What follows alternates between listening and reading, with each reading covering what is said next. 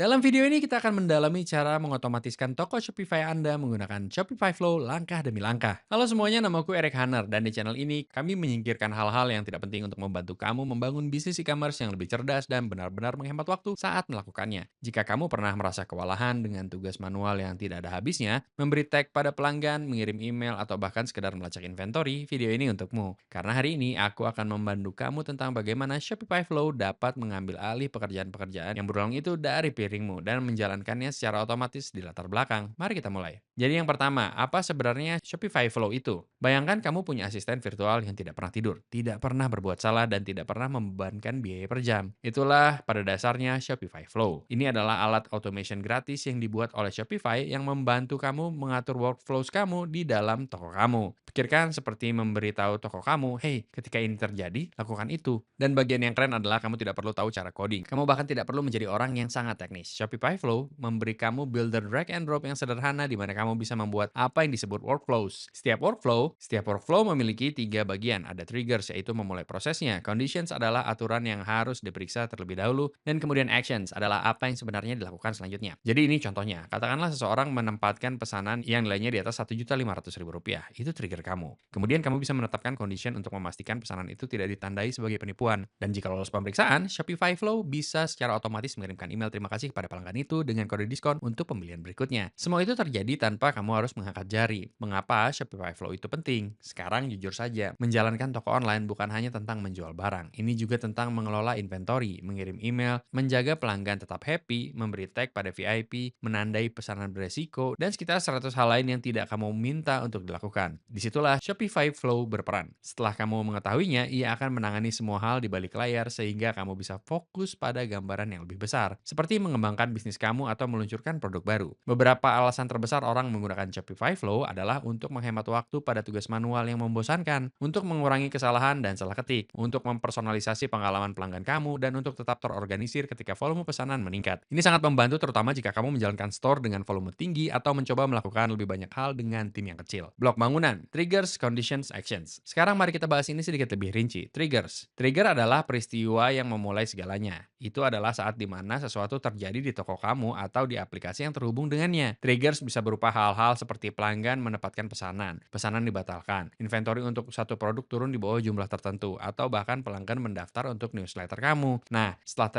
Setelah trigger itu ditarik, Shopify Flow akan memeriksa bagian berikutnya, yaitu conditions. Sekali lagi, conditions pada dasarnya adalah filters. Mereka memeriksa apakah suatu aturan itu benar atau tidak. Jadi katakanlah seseorang menempatkan pesanan, itu trigger kamu. Tapi mungkin kamu hanya ingin memberi penghargaan kepada orang-orang yang menghabiskan lebih dari Rp2.250.000. Itu condition kamu. Jika pesanan tidak memenuhi condition itu, maka Shopify Flow bisa menghentikan workflow-nya atau mengambil action yang berbeda sepenuhnya. Ini super fleksibel. Dan kemudian ada actions. Dan akhirnya actions adalah apa yang sebenarnya Flow lakukan. Ini bisa berupa sesuatu yang sederhana seperti mengirim notifikasi Slack, memberi tag pada pelanggan sebagai VIP, membuat support tiket di Zendesk, atau mengirim email ke supplier kamu untuk mengisi kembali stok. Setiap workflow yang kamu bangun menghubungkan 3 bagian itu. Itu menjadi satu tugas otomatis, mengatur workflow pertama kamu. Baiklah, mari kita bahas seperti apa tampilan saat benar-benar membuat workflow sekarang. Kamu harus berada di paket Shopify Plus untuk menggunakan Flow, dan kamu perlu menginstal aplikasi Shopify Flow dari App Store. Nah, jika kamu ingin langsung memulai dengan Shopify, kami akan menyediakan link untuk kamu mulai di bawah. Dan sekarang setelah kita selesai membuat akun kita, mari kita cari App Flow di sini dan kita akan mengklik install. Baik, karena aku sedang dalam free trial, aku perlu memilih paket terlebih dahulu sebelum aku bisa menggunakannya. Mari kita lakukan itu sekarang. Sekarang aku akan mengklik settings di sudut kiri bawah di sini, dan aku akan pergi ke plan dan aku akan mengubah paketku. Jadi aku memilih paket dasar. Sekarang aku masih ada dalam 3 hari free trial. Yang sekali lagi, kamu bisa mendapatkan free trial 3 hari itu hanya dengan mengklik link di deskripsi dan mendaftar dengan alamat email kamu. Nah, setelah 3 hari pertama itu, aku akan dikenakan biaya Rp15.000 untuk bulan pertamaku. Setelah itu, aku akan dikenakan biaya Rp15.000 untuk bulan keduaku. Dan setelah itu, aku akan dikenakan biaya Rp15.000 untuk bulan ketigaku. Dan sekali lagi, kamu bisa mendapatkan penawaran yang sama hanya dengan mengklik link di bawah di deskripsi. Setelah itu, harganya kembali ke harga normal. Jadi pada dasarnya selama 33 hari kamu akan membayar Rp45.000.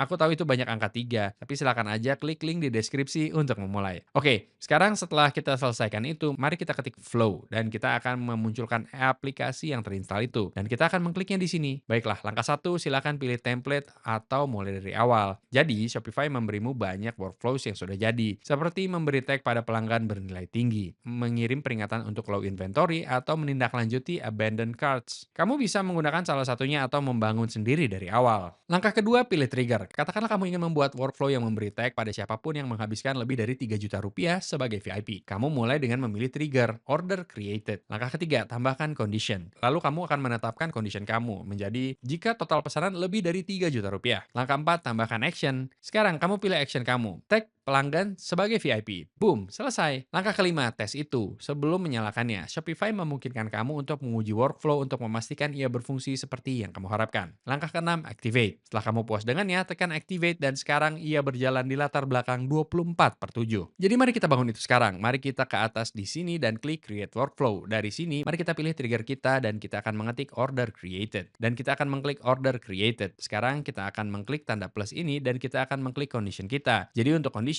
kita ingin variabelnya menjadi kita ketik order total. Mungkin kita akan kita akan klik di sini. Kita akan mengetik jumlah lebih besar atau sama dengan 3 juta rupiah. Dan kemudian kita akan mengklik then. Dan disinilah kita akan memilih action kita. Mari kita ketik tag. Dan kita akan mengetik add customer tag. Dan kita akan menambahkan tag yang disebut VIP. Bagus. Sekali lagi, ini sangat sederhana. Trigger kita adalah saat pesanan dibuat. Condition kita adalah jika uang yang dibelanjakan lebih besar atau sama dengan 3 juta rupiah. Dan kemudian setelah kriteria itu terpenuhi, kita akan menambahkan tag customer VIP. Sekarang aku akan mengklik otherwise di sini dan akan melakukan action. Mungkin kita tidak akan melakukan apa-apa. Aku ingin tahu apakah itu. Oke, jadi aku pikir itu hanya melakukannya secara otomatis. Ya, jadi sekarang aku suka tampilan ini. Aku akan mengklik turn on workflow dan kita akan mengklik turn on. Bagus. Sekarang mari kita keluar dari sini. Real use case yang benar-benar membantu. Jadi disinilah Shopify Flow menjadi menarik karena kamu bisa mulai menyesuaikannya dengan kebutuhan pasti store kamu. Izinkan aku memberi beberapa contoh di dunia nyata. Nomor 1, abandoned cart follow-up. Katakanlah seseorang menambahkan sesuatu ke keranjang mereka, tapi tidak membelinya. Kamu bisa memicu pengingat email secara otomatis setelah 24 jam. Atau kamu bisa mengirimkan mereka penawaran khusus setelah 2 hari untuk mencoba memenangkan mereka kembali. Nomor 2, auto-tagging high spenders. Seperti yang baru saja kita lakukan, kamu bisa mengatur workflow yang memeriksa setiap pesanan. Jika lifetime value pelanggan melewati Rp7.500.000, mereka bisa diberi tag sebagai VIP. Sekarang kamu bisa menargetkan mereka dengan diskon yang lebih baik atau hadiah loyalitas. Nomor 3, low inventory alerts. Jika stok produk kamu turun di bawah 10 unit, Flow bisa mengirimkan kamu atau supplier kamu Slack alert atau email sehingga kamu bisa mengisi kembali stok tepat waktu. Tidak ada lagi kejutan. Nomor 4, fraud prevention. Kamu bisa menandai pesanan beresiko tinggi yang memenuhi pola tertentu, seperti alamat pengiriman dan penagihan yang tidak cocok. Kamu bisa mengirim pesanan tersebut ke perwakilan support sebelum mereka mengirimkannya. Nomor 5, customer winbacks. Beri tanda tag pada pelanggan yang belum membeli dalam 90 hari, lalu masukkan segmen itu ke dalam email flow kamu. Gabungkan Flow dengan Klaviyo atau software email marketing lain untuk memicu urutan winback. Powerful integration. Shopify Flow bekerja sama dengan baik dengan yang lain. Kamu bisa menghubungkannya ke tools seperti Klaviyo untuk email automation yang lebih cerdas, Zendesk untuk membuat tiket untuk masalah pelanggan, Slack untuk menetapkan real-time alerts tentang aktivitas store, Google Sheets untuk mencatat data untuk laporan, dan HubSpot untuk menyinkronkan data pelanggan dan mengotomatiskan sales workflows. Itu berarti kamu tidak hanya mengotomatisasi di dalam Shopify, kamu sedang membangun sistem yang terhubung di seluruh bisnis kamu. Kiat agar automation kamu benar-benar berfungsi. Berikut adalah beberapa kiat yang aku pelajari yang akan menghemat waktu kamu. Jangan mencoba mengotomatisasi semuanya pada hari pertama. Bangun beberapa workflows kecil tapi berdampak tinggi dan tes mereka. Tes sebelum menyalakannya. Serius, jalankan dalam preview mode untuk memastikan ia berfungsi dengan benar. Gunakan nama-nama deskriptif. Tag VIPs on $200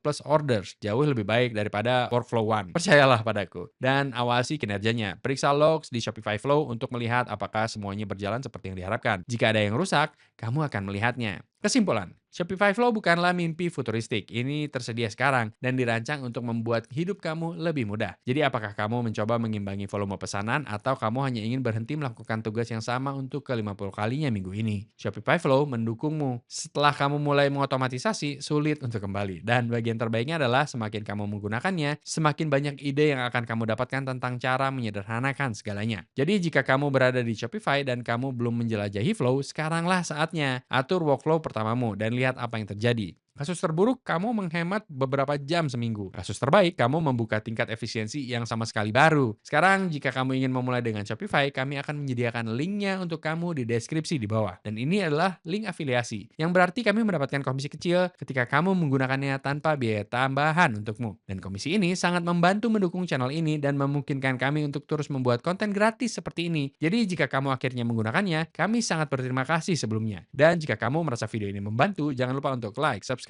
dan tekan bel notifikasi agar kamu tidak pernah melewatkan video lain. Di channel ini kami membuat video tentang cara sukses dalam e-commerce, jadi pastikan untuk subscribe. Tapi selain itu, terima kasih banyak sudah menonton dan sampai jumpa di video berikutnya.